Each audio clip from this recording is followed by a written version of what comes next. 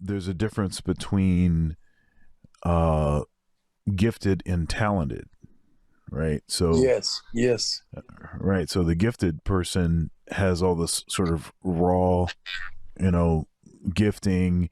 They have a lot of potential, we'll say, but not very much realized potential.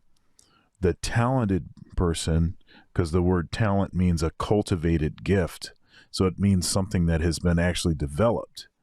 So you had to spend that 10,000 hours, yeah. um, to get to that certain point. And by the way, that 10,000 hour principle has been um, you know cited ad nauseum, and often is the case that I think people don't understand what's being said there. It is not. He's not saying that if you spend 10,000 hours, then that means that you will make a significant contribution in your discipline. That's not what he said. He said That's that good. all of the people that made significant contributions spent at least 10,000 10,000 hours. hours. Exactly. And And the other thing, Malcolm Gladwell made a reference yeah, about this in the book Outliers, and then I mhm. Daniel Pink talks about this in Talent is Overrated, or I think where actually he develops this subject really well, and he goes in deep.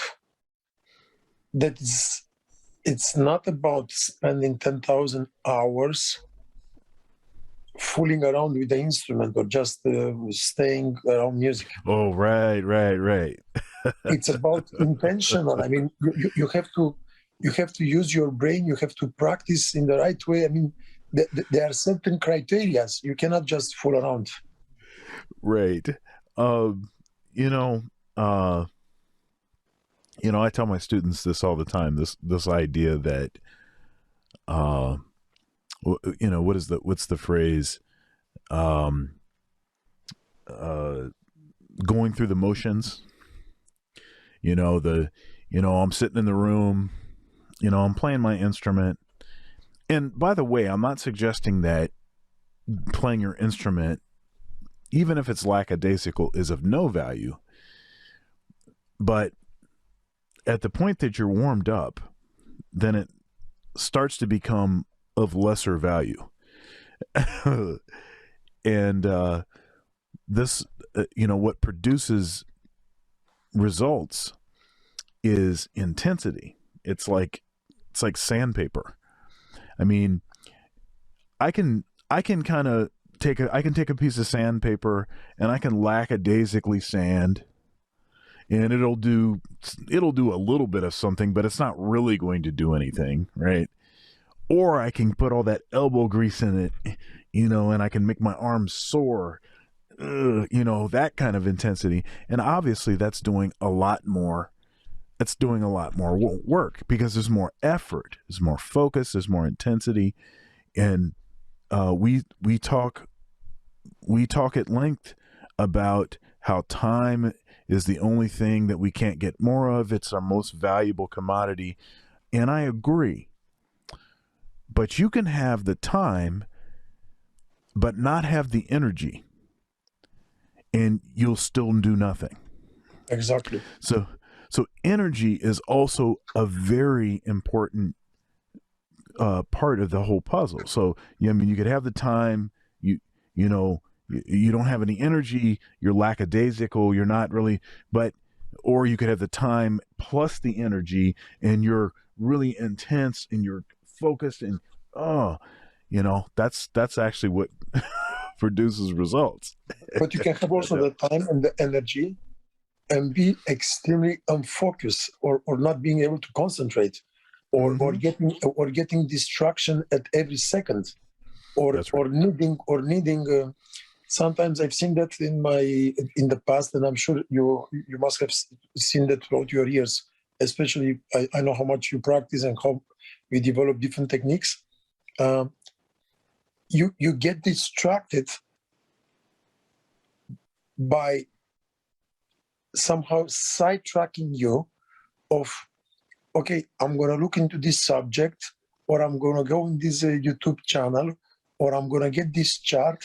And then by doing that, you realize that you already wasted 4 or 5 hours by researching something rather than doing what you were supposed to do from the beginning. Yeah. You get sidetracked Yep. by doing some type of BS without doing what was better to freaking do 4 hours of just practicing scales rather than fooling around of searching something else that you know what I'm talking about. Yeah, and one thing, and I was thinking about this too. Like sometimes you could be honestly trying to solve a problem.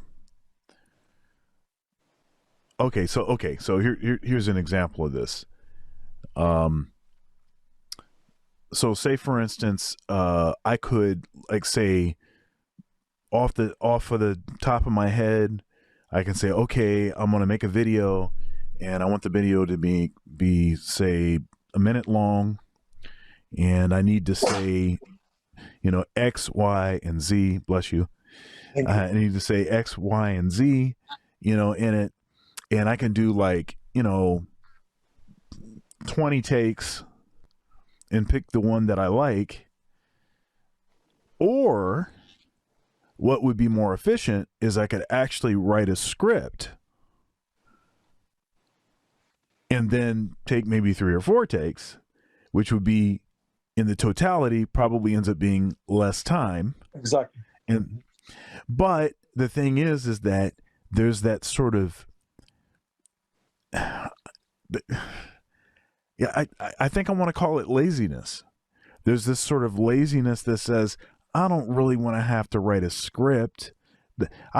Man, what if I can just say this thing and just get it the first time? And it never happens. It ain't work ever. and I think this is about it's not only about time management, it's also about management. You have to learn to manage your skills and then your time also.